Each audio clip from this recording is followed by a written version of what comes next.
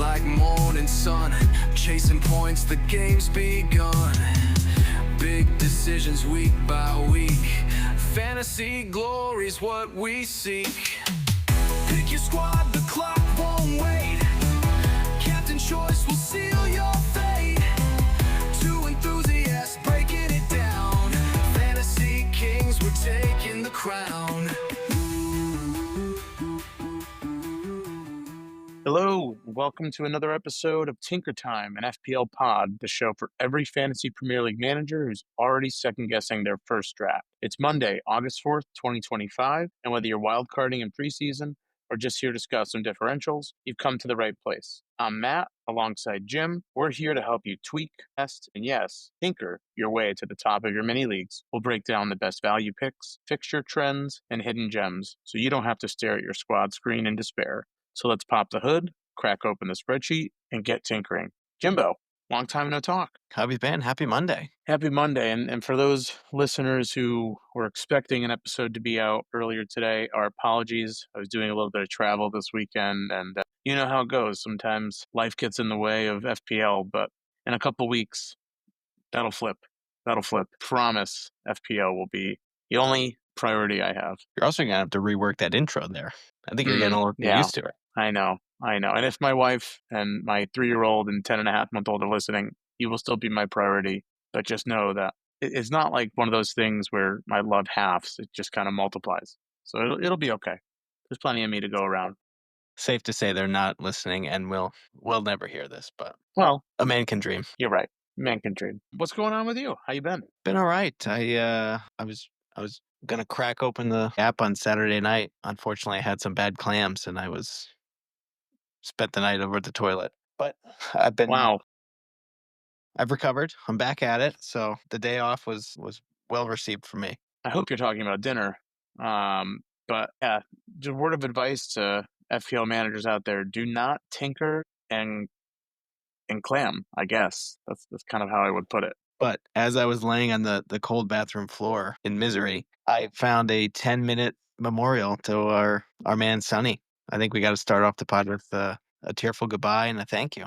10 years at Spurs, going out on top. What a ride. What a ride it has been. And thank you for kicking it off. It's no secret we are very clearly not just Spurs enthusiasts, but I would say we are probably two of the bigger Spurs fans that we have come across since we've been following the Premier League. It's not a very large sample size, but it's not a huge sample size, but we've gone through a lot. We've been the butt of a lot of just tasteless, empty trophy case jokes, which, up until recently have been deserved. But I think if you were to associate one player with Spurs over the last 10 years, maybe outside of Harry Kane, but he's been gone now for the last couple seasons. I think Son is synonymous with Spurs.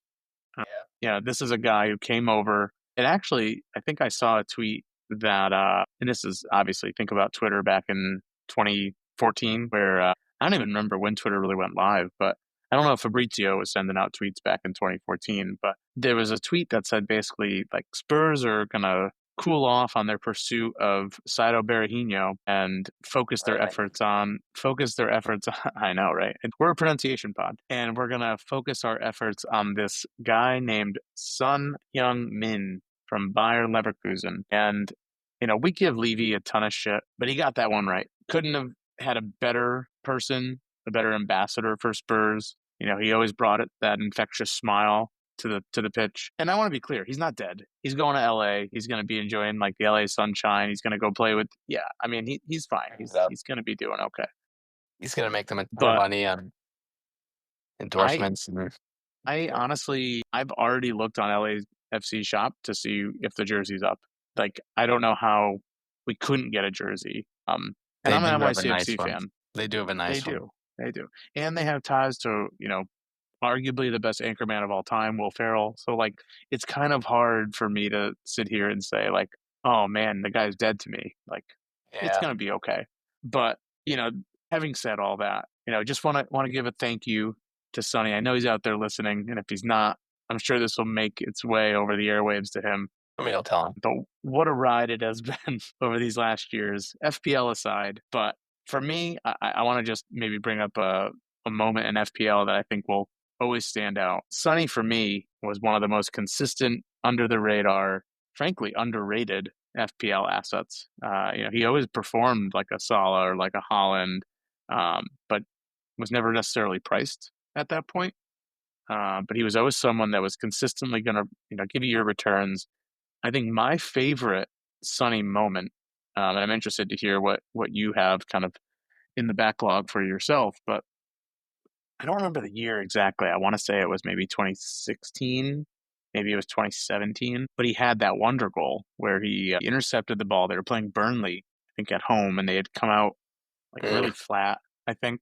And he basically went from the 10-yard box, Spurs 10-yard box, all the way to the other end of the pitch, just dribbling through seemingly the entire Burnley opposition, slotted it home. That was an electric goal. That was Big that goal. one, the Puskas, right? I think it Over did here. win goal of the year. That was I don't know, 2022, 21. Was Yeah, I it's mean, more I guess he's recent. been doing it. He's been doing it for so long. It seems like it was so long ago, but for me, like, what a goal that was. Um, Sonny was just electric out there.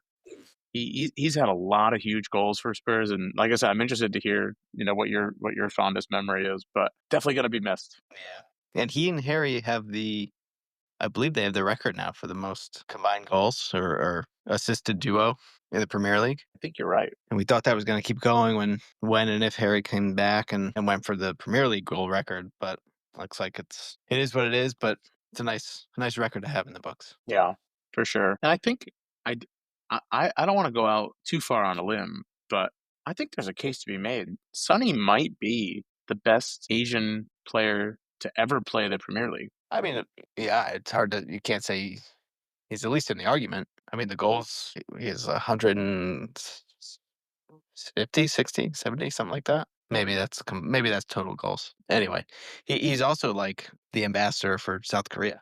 Like, I bet he could run for president and get a good amount of votes. I Universally, think the presidential, and I don't even know if South Korea has a president or if they have a sultan. I don't know what they do over there. But yeah, I mean, you're totally right. I mean, Sonny is as beloved a figure as anyone could be for a country. I think I remember a few years back. So for those that maybe don't know, here's a little South Korean culture for folks because we're so versed in it. I believe that it is required for all citizens to perform some sort of active military duty,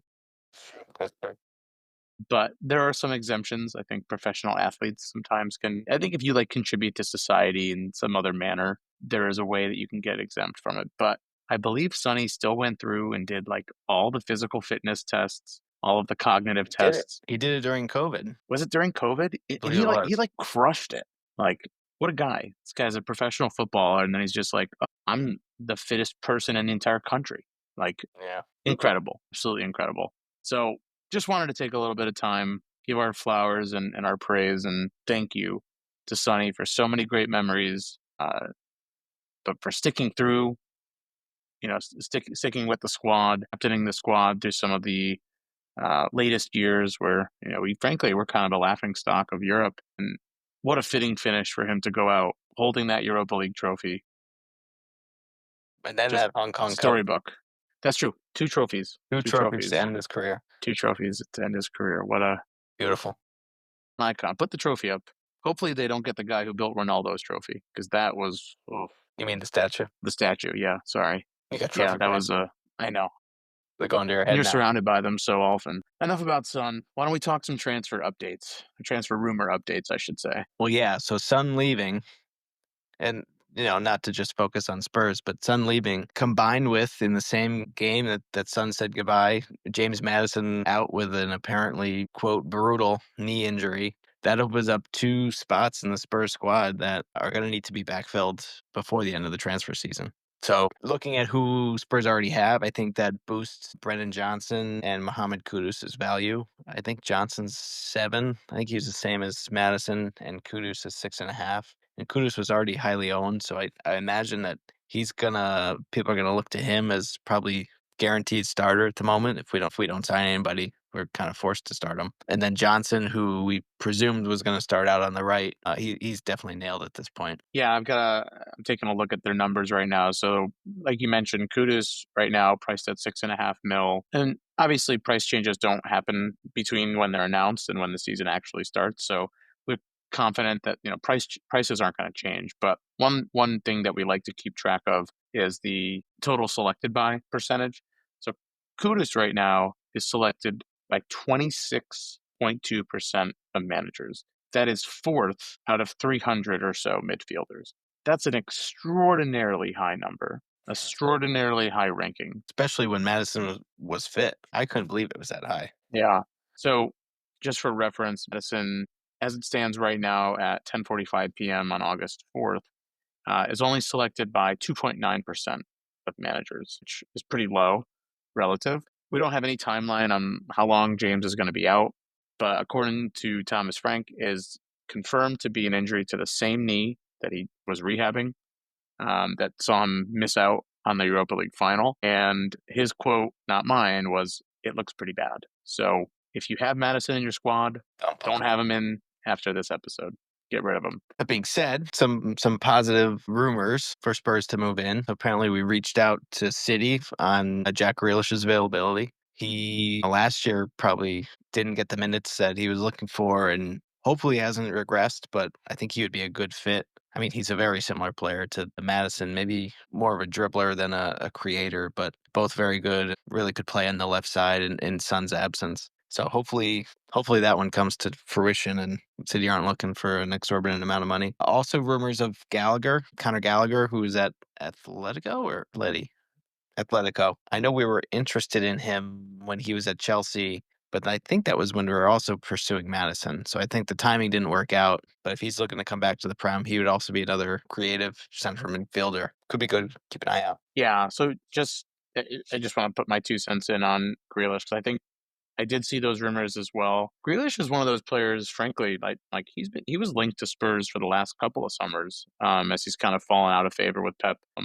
Funny story, and I obviously cannot confirm this source, but from what I have seen online, apparently Grealish and Pep had a heart to heart at an Oasis concert, and I do know they were both at the Really? concert because they like I just someone seen Pep there, posted yeah. links to their yeah. I think Pep was there with his daughter, and Grealish was probably there, but he probably didn't know he was there because he likes to get after it a little bit, which is fine. We all have our vices, but it's no secret that Grealish has kind of lost some of that luster. The question for me, I don't hate the move, but I don't really know, in my opinion, what we would be getting with Grealish. Are we getting the guy who was given the freedom to kind of, you know, be creative, really excel? Kind of, I think he played a little bit more on the left flank, left wing. Yep. And like you said, electric dribbler, really creative, going to get his shots off in the box, excellent pace. Has he lost a step, right? Like, he was a guy, I think at the time was $100 million signing at the time, like broke the transfer record for City, but really was never able to lock down minutes. Was that because of his inability to conform to Pep and the style and system that Pep wanted to employ? Or was it because he just kind of, hey, I got paid, I'm at the biggest club, one of the biggest clubs in the world, I can kind of coast a little bit? I'd like to get a little bit more clarity on that situation. That being said, if we brought Grealish in, I'd be excited. I think the Spurs squad now more than ever has real depth. Back in the Harry Kane days, and the Musa Dembele and Victor Wanyama, like those days, we didn't really have the depth Where are you to saying we sustain have injuries. the depth?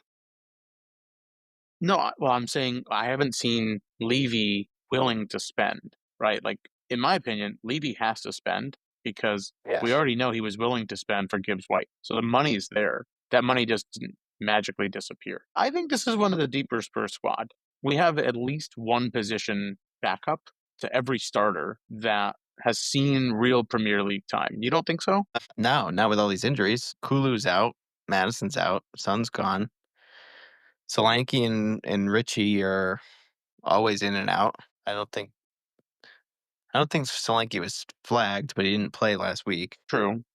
So who else are we gonna? I mean, all of our attacking players are question marks. I agree. We have the central mids and defense. Yes, we have coverage, but I Yeah, think it's the same maybe as I'm when you getting carry caught up receiver. with maybe I'm getting caught up on, on paper what things look like, but then when you think about the reality of injuries and how players have performed, maybe it's a little bit thinner than I am thinking. But either way, I don't want to talk too much about Grealish because right now he's not even in the City squad and he's not a Spurs player. So we'll see how if that comes through.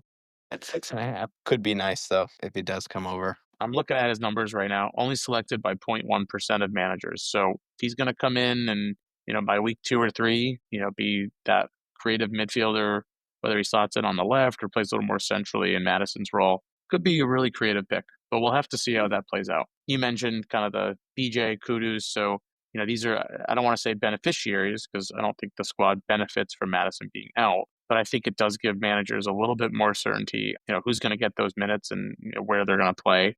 I don't really want to talk too much more about them, but I agree with your point. One other player, just, and we'll kind of put the bow on the Spurs squad. So João Palhinha coming back over from Bayern. It's going to be kind of a little bit more in that defensive midfielder role. Really dynamic player. Spent the last couple seasons, as I mentioned, at Bayern, but before that, I think he was at Fulham, and I want to say he was also at Wolves at one point in time, just because it seems like Wolves are basically just a filter feeder system for the Portuguese national team. But I could be wrong on that. Don't quote me on it. But one of those players that he's not going to really light up the score sheet, but he does look to really benefit from the new defensive contribution point system.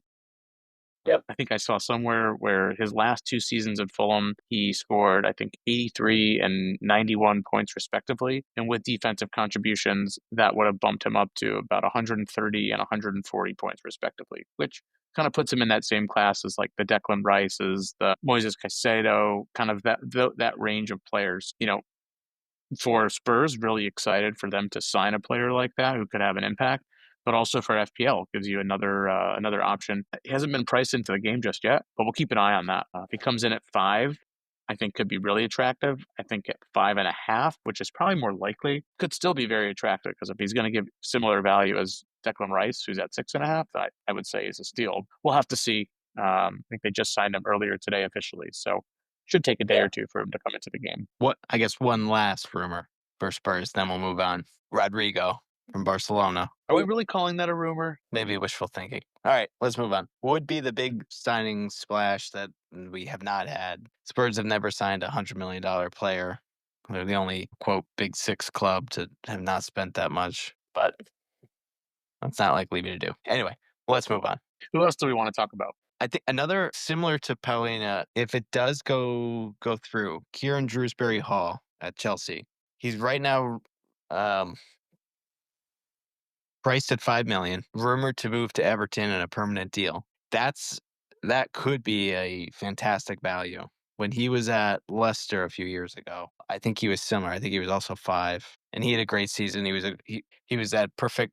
You bump up from the 4.5 to a $5 million midfielder. He's going to play consistently and get you the occasional goal or contribution off the bench. And I think that is like the perfect player to be benefiting from the defensive contributions in that price range where you're not killing yourself. But if he gets the consistent starts, that could be one to really stretch that extra $500,000 to bump up to him. Yeah.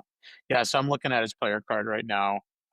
So you're spot on. 2022, 2023, that was the campaign where he really kind of solidified himself. 28 starts, 82 points across 28 starts, 2 goals, 3 assists, 2.17 expected goals, 2.62 expected assists. So kind of performed in line with expectation. But like you said, he had 7 clean sheets.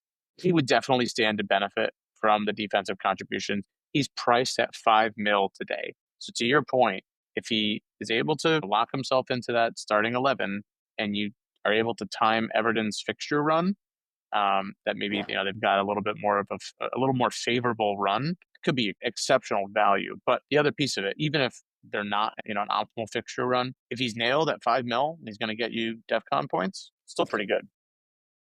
Yeah, I think that $5 Interesting. million is where we need to be. Keeping an eye out on who's going to fill that spot on our bench. Yeah, I think Everton's fixtures are something to keep an eye on too. They've got a really, I would say, favorable run of fixtures, frankly, to open the campaign. Their first four, they go Leeds, Brighton, Wolves, and Villa. You're looking at those first three fixtures as potentially winnable. That Villa fixture, I think we would probably say Villa's got the edge there. So, but we'll see. If we're able to see some preseason lineups between now and when game week 1 begins and see if Dewsbury Hall has been slotted in, you might be able to feel a little bit more confident. But I think for me, could be someone on my radar, but I think I'm probably holding off just until I see exactly that he's going to be in that team. I might try to target, we talked about Tarkowski, we talked about Mikolenko, even Brathwaite, Pickford, right? Those are the kind of players. I'm definitely saying this wrong, but I think his name is NDI, $2.5 million nailed midfielder who's on pens for Everton. So, there's going to be some Everton options as well that are maybe a little bit more attractive, but Yep. we'll see. Yep. Okay. Callum Wilson can't seem to stay away. Yeah, he's really joining my argument or helping my argument that Bowen's not the move. Do you think Bowen loses pens? I doubt it. I mean, don't he's the club think captain, so. right? He's club captain. He's their talisman. So just to make sure we're very clear, Callum Wilson, former Newcastle backup to Isak, sometimes started, former Bournemouth striker as well, a few years back. He has agreed to come up to West Ham. Presumably, I would think if he's not nailed to start, I would think he's still going to see some pretty decent minutes. He's got a pretty decent pedigree in the Prem, scoring goals. You mentioned, he could be someone who could potentially take penalties away from Jared Bowen. I don't personally anticipate that. I think Bowen's still got that locked down. It's interesting you say that, Callum Wilson strengthens your argument against Bowen. I could almost see the opposite side. And I don't feel a strong conviction one way or another, but you could almost make the argument and say, well, if Wilson's going to start up top, or he's going to slot in when he does come in alongside Bowen up top, does that allow Bowen to maybe sit a little bit deeper, right?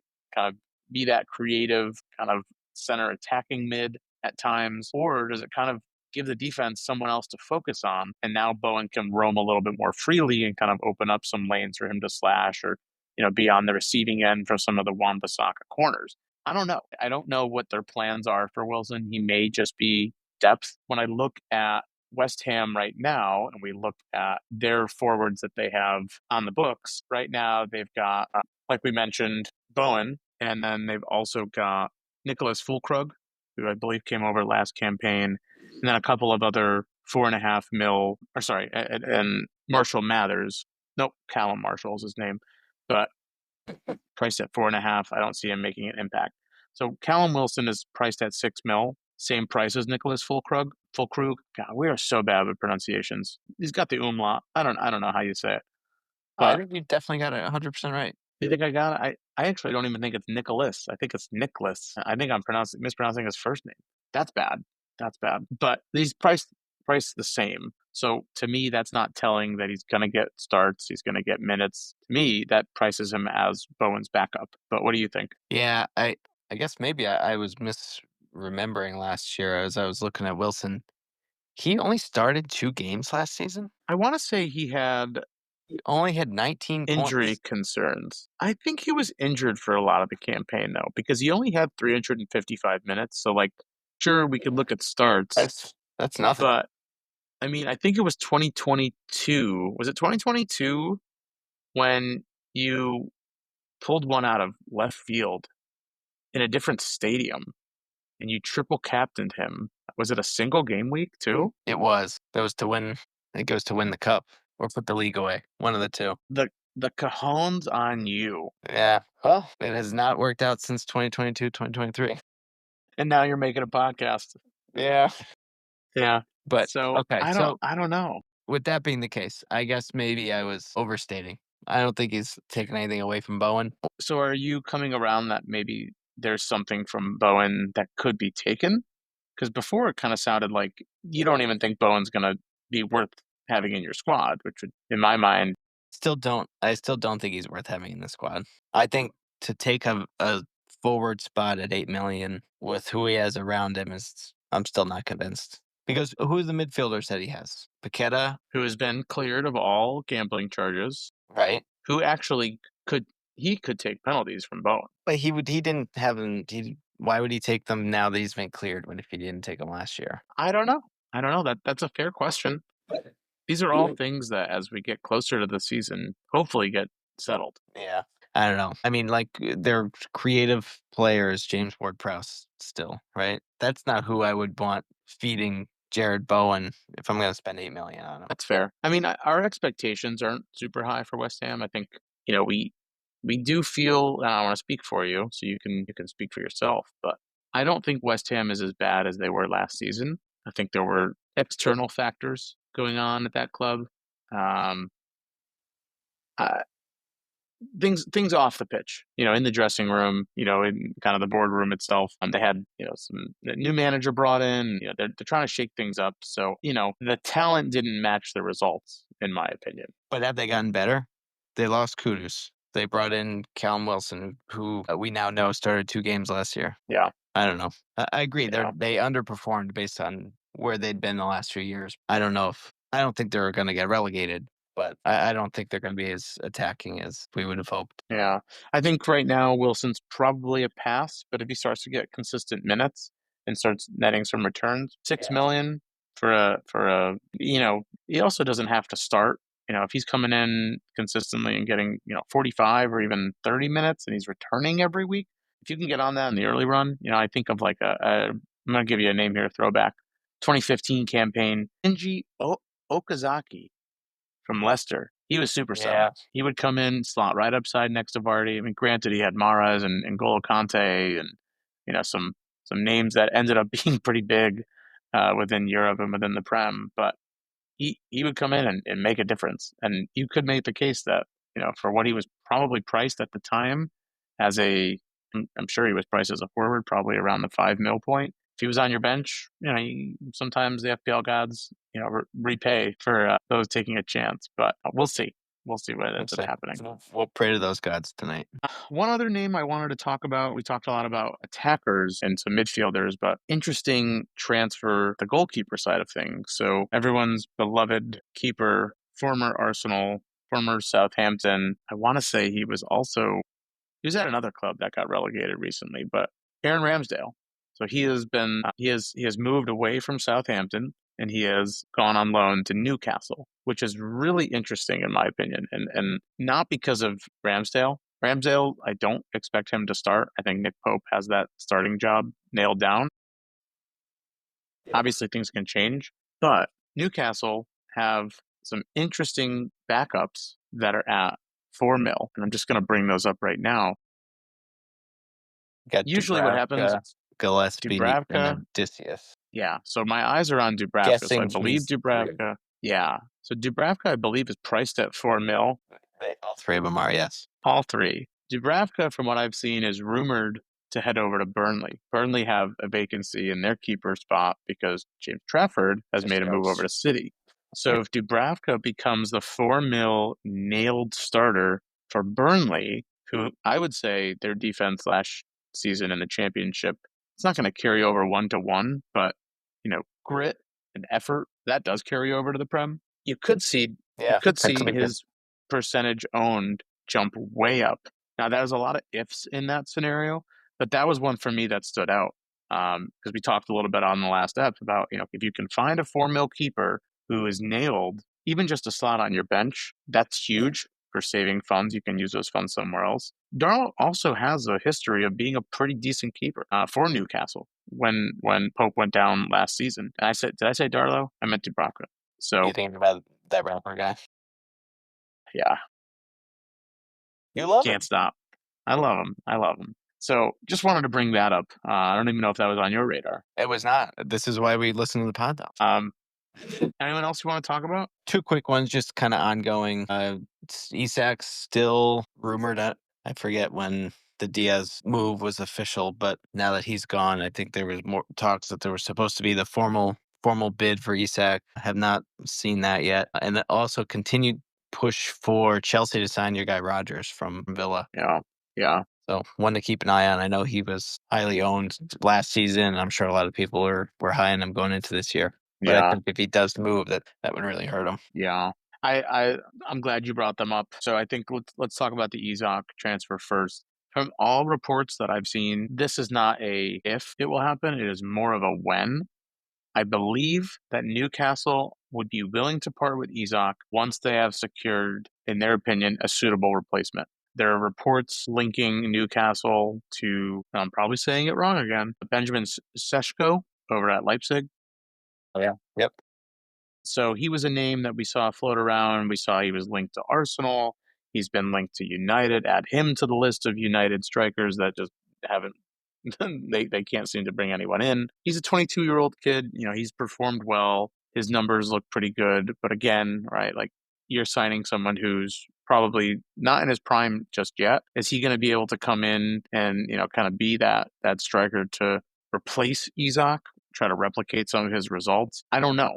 But Yeah. I think the holdup is Newcastle want to have an assurance that they have someone to take Isak's role. Now, I'm not sure. We've seen Anthony Gordon slide over from that left side and play in that number 9. When he was at Everton, we saw it over the weekend actually against Spurs. He was in there and Yep. you know, he was pretty dangerous. So I don't know if they are committed to only finding a striker. Could they find someone on the left potentially to, you know, take that Gordon role?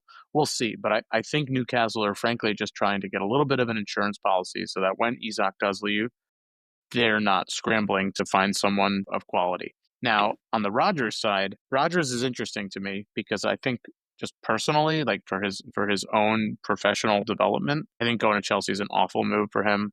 I don't think he's going to be nailed for minutes. I think you're going to see his FPL value plummet.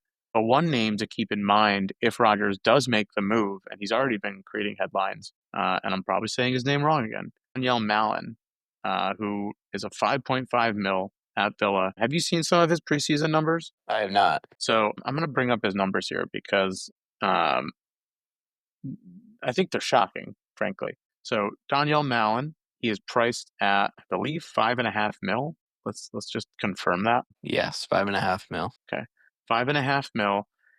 There's been some, you know, quotes and headlines that, you know, he had a tough time kind of getting into the first team, but he's been playing a lot of minutes this preseason. If I take a look at some of his stats, so he just recently played a match against, let me see where the numbers are here. Hang on. And Yeah, while you're so pulling that up, for context to the last campaign, 2 starts, 3 goals scored, 296 minutes. yes. Yep. Yeah, so I'm looking at here just a club friendly. So take this with a grain of salt because, you know, the quality of the competition isn't necessarily there. But in his last 3 games, so he played 63 minutes. He started, got 63 minutes against Frankfurt, who's a legitimate opponent, 6 minutes and 44 minutes against St. Louis City of MLS and Nashville of MLS, respectively.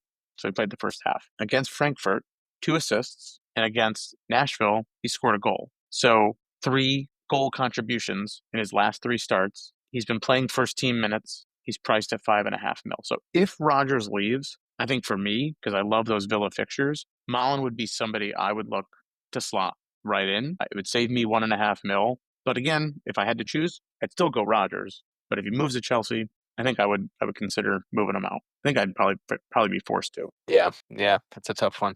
One of those ones that if he's you could convince yourself that his ceiling is so high, but then even if it's not before the season, even if it's after week 1, you could just get crushed. So one to keep an eye on as things progress. For sure.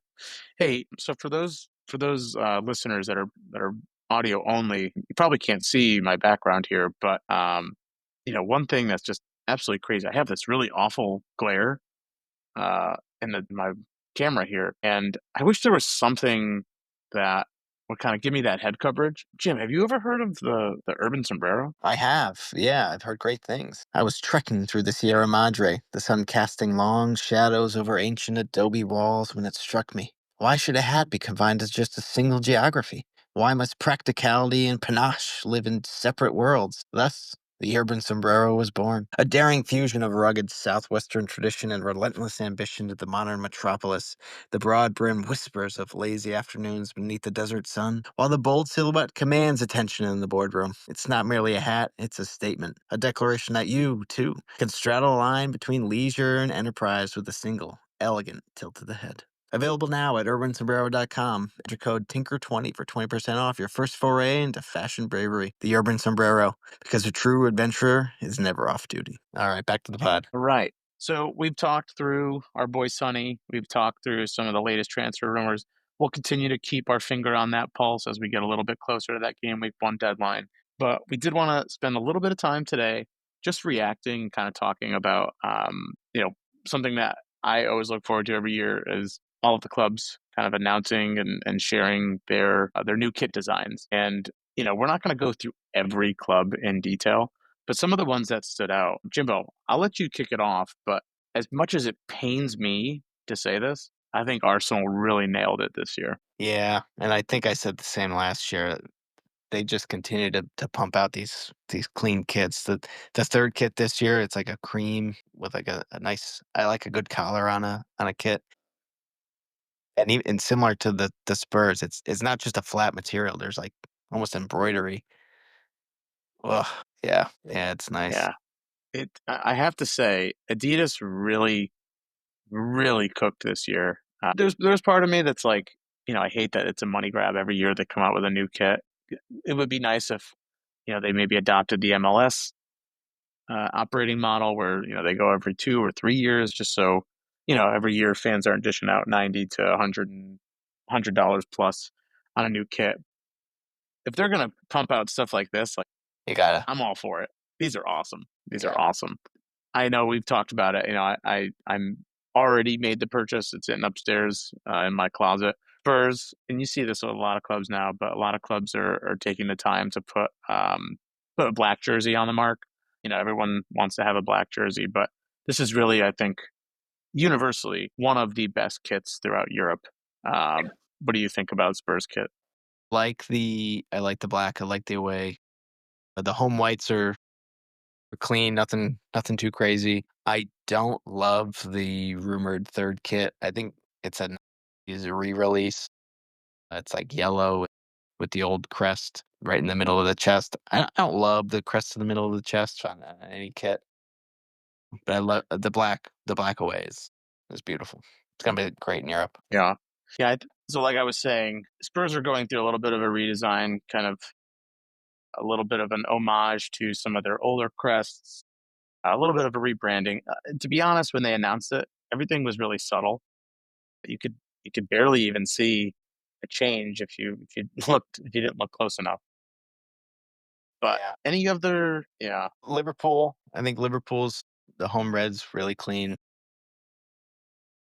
I like when they don't try and do too much on kits. I'm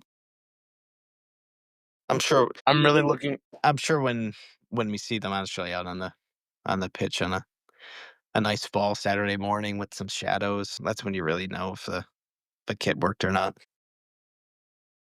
Yeah, I think clubs are recognizing that fans, they like to see some variety, even within the home and away kit. Like you see a lot of clubs now, they'll use kind of their primary badge, their primary logo in their home kit.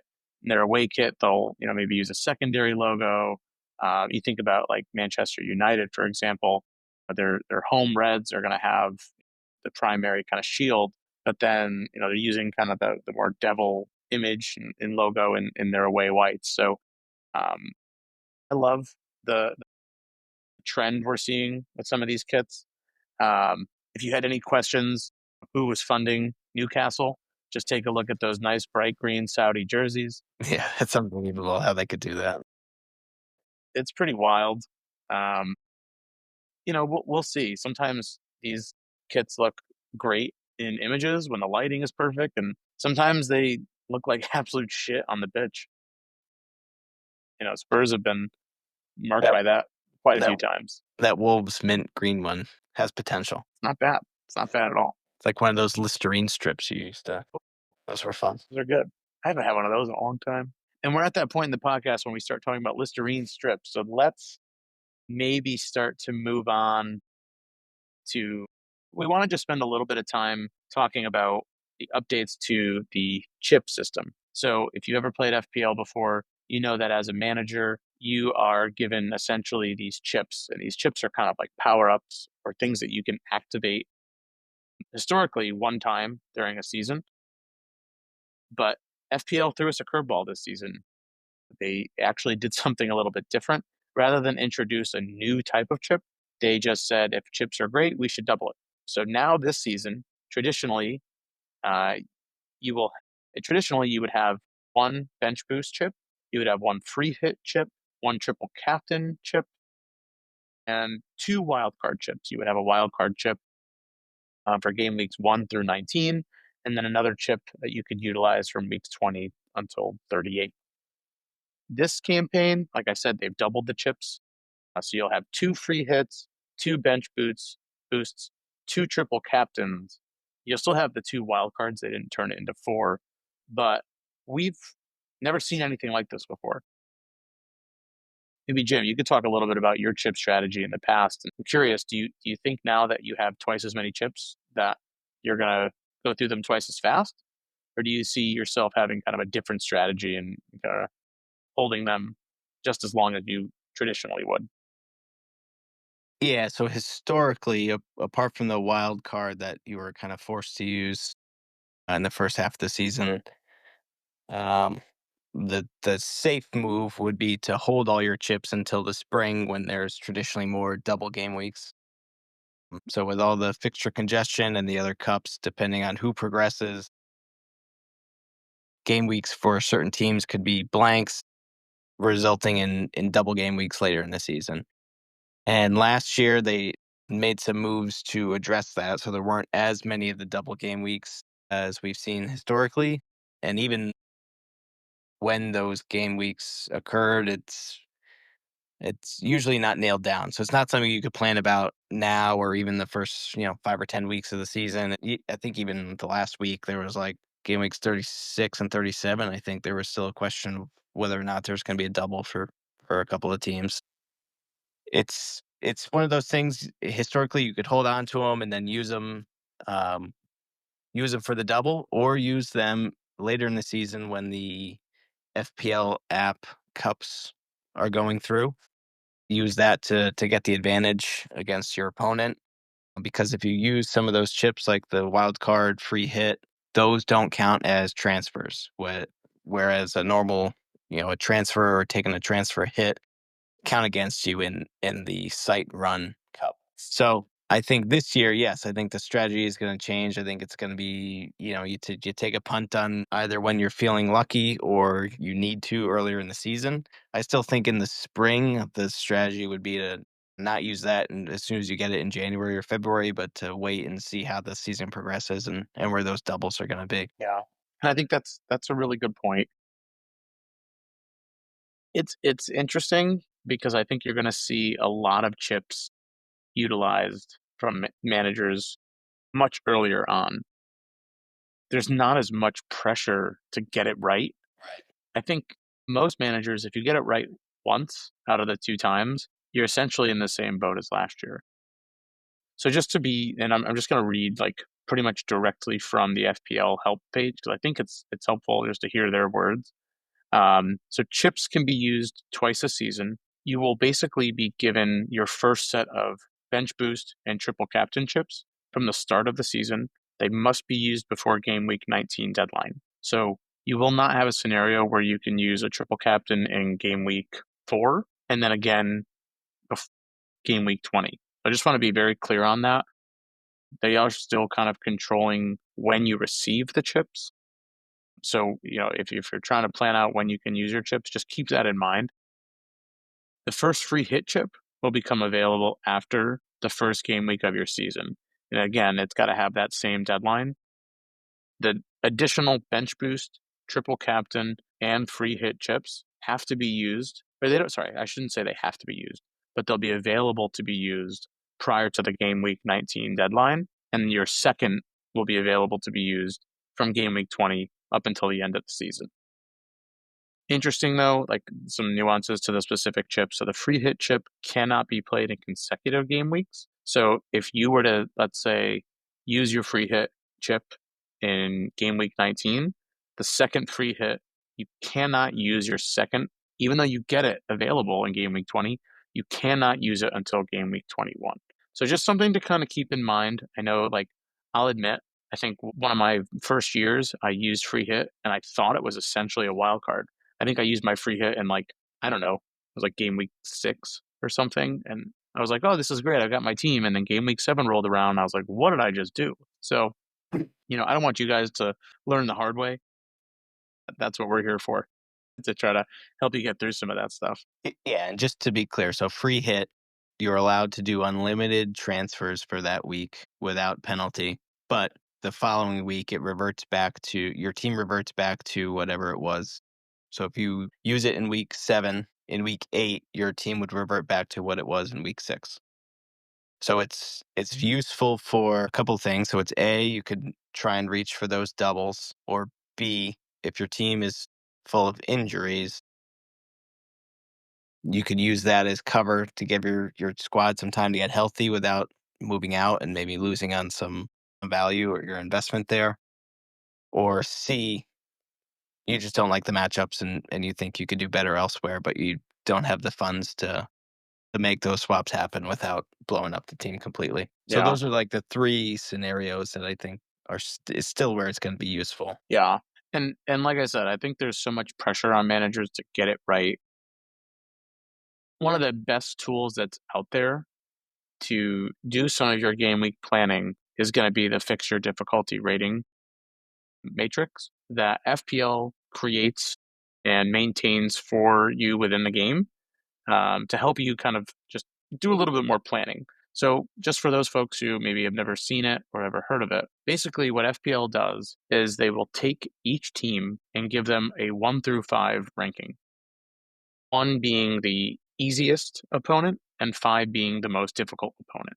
They'll also assign a color code, right? So you'll see the dark green be your easiest opponent, your light green be kind of the second easiest opponent, that 2 value, gray or like kind of no color be that neutral, kind of that 3 ranking, 4 as light red, kind of being a more difficult opponent, and then 5 being the deepest red, almost like a crimson red, being the most difficult fixtures. So the FDR, as it is a very well known and referred to, is available in the FPL app. I highly recommend taking a look at it in order for you to kind of start to build out some of your chip strategy. But one thing to keep in mind, it's a long season, right? If you're trying to plan out, when am I going to use the chips that are available in game weeks 20 through 38, and you're trying to do that now, don't lock yourself into anything. I would actually even say, like, throw it out because, like I said,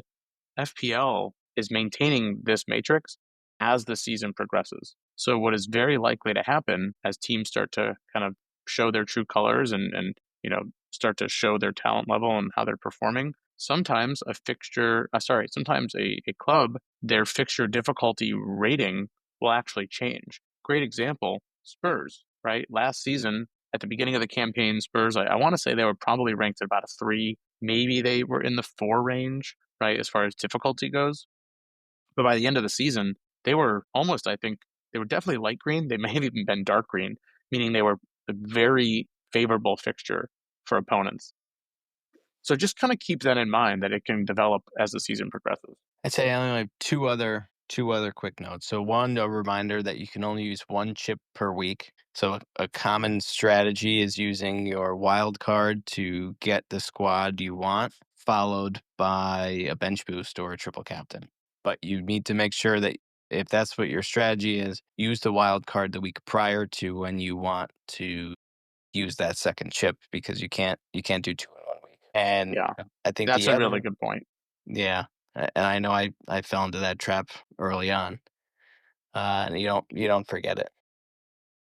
The only other thing I'll say is that for bench boost, um, this is one that I think a lot of people struggle and or hem and haw about getting their full 4-player bench, the players that they're super excited about, and I think that at times could be a trap. I think if you have 3 of the 4 or even 2 might be thin, but, if you need it for just getting the edge in one of your cups, it's not worth, in my mind, taking the hits to blow your team up to just get that extra 1 week advantage from the bench boost. So just something to keep in mind. Yes, these could be very valuable, especially triple captain, especially if you use that on a double game week. But I'd say, for bench boost, be realistic about what you think you're going to get out of it, and don't kill yourself trying to optimize and set yourself up for failure in future weeks. Yeah. So I know I mentioned it. I think it was in our first premiere episode that I mentioned there are some managers that are pulling the bench boost trigger, the first chip, on game week 1.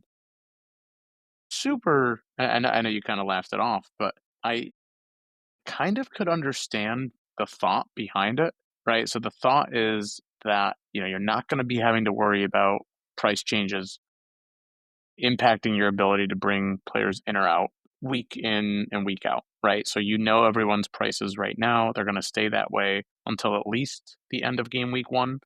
So you can truly plan, to Jim's point, how you can get the entirety of your bench to be nailed players and ensure that those minutes are guaranteed. That being said, if you're going to use a bench boost, traditionally you're looking for volume of fixtures and how that intersects with players that are nailed. When I look at the game week 1 fixtures, there's obviously no double game week.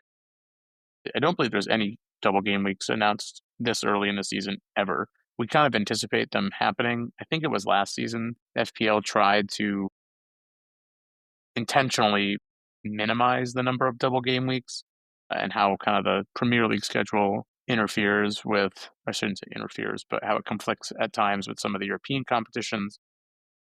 But I don't see double game weeks going away. So I think it's probably safe to say that if you're waiting for a double game week to happen to potentially use a chip, I think that's still an okay strategy. But just going, to the first 6 game weeks, Jim, we've got a few minutes left here before we got to wrap things up. If there were to be one chip that you would consider using, what would that chip be? And I guess maybe the flip side of that, if you're not considering any chips, is there a reason why you feel strongly not to consider using the chips? So I've got the fixture difficulty rating up on the screen here for folks that are just listening on the pod. But just looking at this, I mean, is there anything that stands out to you?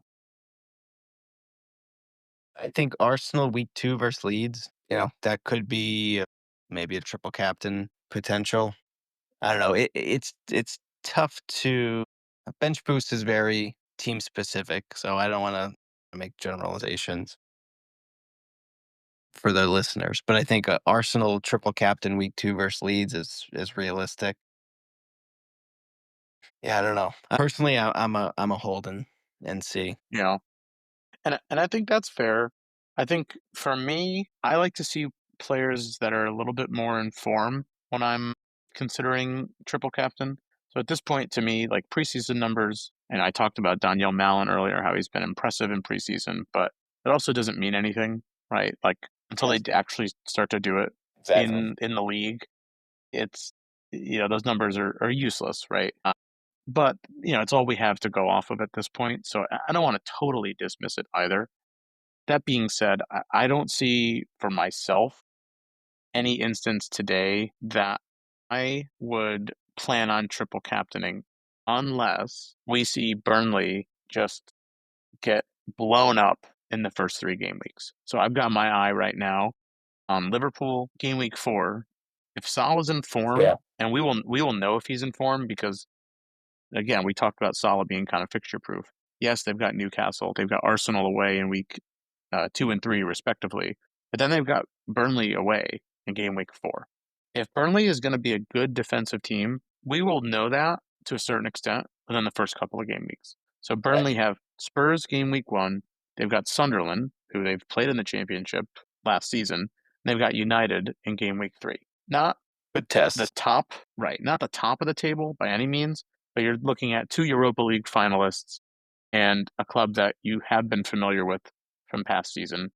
Yeah. If So they look bad I in think that, then it doesn't go exactly, well. exactly. So for me, I think the only fixture I would even contemplate at this point would be that Burnley game week 4 fixture for Liverpool, and I would probably give Salah the armband. The other thing, I don't know if there's a lot of players outside of Salah or Holland, maybe Palmer, right? So if we take a look at Chelsea, I mean, they don't have a they don't have a really difficult fixture run, but I don't know if they have a fixture run where in the first 6 game weeks I would want to give the triple captain to Palmer, at least not over Salah or not over Holland, right? Like City, Yeah. they have Burnley game week 6, so I guess you could make the argument that Liverpool's fixtures, they're not great, but we'll have to see how they perform coming off of Newcastle and Arsenal. If Salah blanks on both, maybe that puts a little bit of doubt in your Burnley triple captain on game week 4, and it makes you want to hold out for, say, Holland in game week 6 against the same team. I don't know. We'll see. Yeah, The and it other depends on thing on that, and injuries. well, exactly, yeah. So, I think the kind of insurance policy there, if you do somehow manage to have Salah and Holland in your squad, or you manage to have Holland in your squad by game week 6, if you see Salah went off on Burnley and you didn't have him in his squad, you could then say, I'm not going to miss on Holland in game week 6, Right. and I'm going to give him the triple captain. Yep. So just something to keep an eye on. Yeah. And the only other thing I'll add, so a good example of maybe where you would try and target a bench boost or a free hit. If you look at game week 19, so we have Liverpool versus Leeds, City versus Sunderland, United versus Wolves, Newcastle versus Burnley. Those are all extremely winnable fixtures for those 4 clubs who we expect to be good FPL assets. So that's the type of thing that the difficulty rating table will kind of highlight to you. Like, well, look at all these teams that I have some or many of their assets already. How can I get more of the other teams and optimize that one game week? That's an awesome spot, an awesome find. I admittedly need to spend a little bit more time. Sometimes the fixture difficulty rating matrix, it can be a little overwhelming, especially for people with like color blindness. I don't know if they can see any of this, but it's just one of those things where, there's always going to be pros and cons. It's so easy and, to look back with hindsight and say, oh, I shouldn't have played that chip, or I should have played it. If you play them early and they miss, that could definitely influence your strategy going forward, because now you're trying to maybe play a little bit of catch up, or you feel like you missed out on points. Or if you go early and it hits, now you're on pace, right? You're kind of setting the tone, setting the pace for maybe, your mini league. So it's just one of those things. There's never a right or wrong answer. Sometimes the answer is a little bit more obvious, but I think this season it's still way too early to know any of that stuff. Yeah, and I'd say the only wrong answer is blowing up your team to play a chip and then have it flop. If it chip flops, move on to the next week. But if you hurt yourself in the coming weeks and then it flops, it's doubly painful. Yeah, Exponential. yeah, I would say, I would agree with that. I know in recent seasons past, I've pulled wild card as early as game week 3, which is kind of insane, because to think about all the time and effort I put into, building my squad for game week 1, looking at fixtures, looking at, players that are in form, etc., and to blow it all up again on game week 3. Was it a little bit off, impulse? Probably, but But that was last year. It worked I out don't, for you, right? I don't know if I don't think it was last year. It was, I usually do pull a wild card within the first 6 game weeks. There was one year I think I somehow backed myself into triple Wolves because they had like a phenomenal fixture run, and then I looked at the players I had and I was like, "What was I thinking?" And then I was backed into triple Wolves. I couldn't get out. I had to use my wild card. So Yeah, it's just one of those things where that's what it's there for. that's what it's there for. If you really need to. So yeah, there's kind of 2 trains of thought, right? You either use them aggressively or you use them as as an insurance policy. The fact that you've got double the chips this season means maybe you can do one of each. It'd be really interesting to see some of the chip strategies going forward, and I think we're going to spend a little bit of time in an upcoming app talking about fixtures in a little bit more depth, and that might kind of illuminate some different chip strategies as well, as we start to kind of see how different fixtures and different clubs and their fixtures kind of complement or supplement each other. So stay tuned for that, because we're really looking forward to that episode as well. Absolutely. Until then, any last team changes to mention before we sign off here? My team is exactly the same. So I did play around with it while I was on my flight home. I didn't pay for the Wi-Fi. I got lucky. it took about halfway through the flight for the in-flight Wi-Fi to kick in, but it did eventually kick in, which was really helpful. Nice. So I did play around with it a little bit. Let me just bring my team up here. So the biggest change I think at this point is, and I mentioned it earlier, was I brought in Dubravka to replace Darlow as a keeper, just in anticipation that he might be making that move to Burnley. And that's honestly as far as I got. It's been really exciting to see a lot of managers around the game start to post some of their drafts. And I'll be honest, if I have been looking at some of their drafts and kind of contemplating some moves.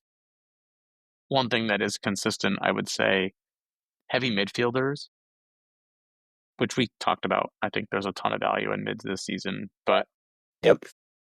I will definitely be making more changes. And if any Before the listeners deadline. want to send us a screenshot of theirs, you could use our email address. Matt will put it in the show notes. We'd love to take a look live and review it for you. Absolutely. Yeah, it looks like right now we're up to 3, 4, 5, 6, 7 managers in our mini league, so plenty of room to join. Kind of be able to state your case as the Tinker Time Pod champion when it's all said and done. So we'll have like Jim mentioned, we'll have our link to join our mini league right in the description when this episode goes live. So keep an eye out for that. We still got plenty of time to get in there and join. It only takes a minute. So it's going to be a lot of fun. But having said all that, just to wrap things up here, once again, our Lord and Savior, Son Heung-min, we're going to miss you. Rest in peace. Transfer rumors. Enjoy the sunshine, but watch out for those wildfires and the mudslides and the 405. Enough about LA. I've never even been there, so it's all just I don't even know if any of that's true. But if anyone else has any other transfer rumors or folks that are looking to potentially bring in as a result of some of the transfer rumors, drop a comment. We're super interested, and we love diving in and kind of looking at the underlying metrics. So help us out, help us help you when it comes to that stuff. Back on Friday. Until then, happy tinkering.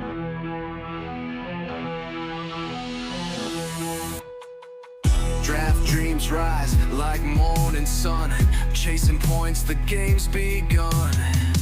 Big decisions week by week, fantasy glory's what we seek. Pick your squad, the clock won't wait.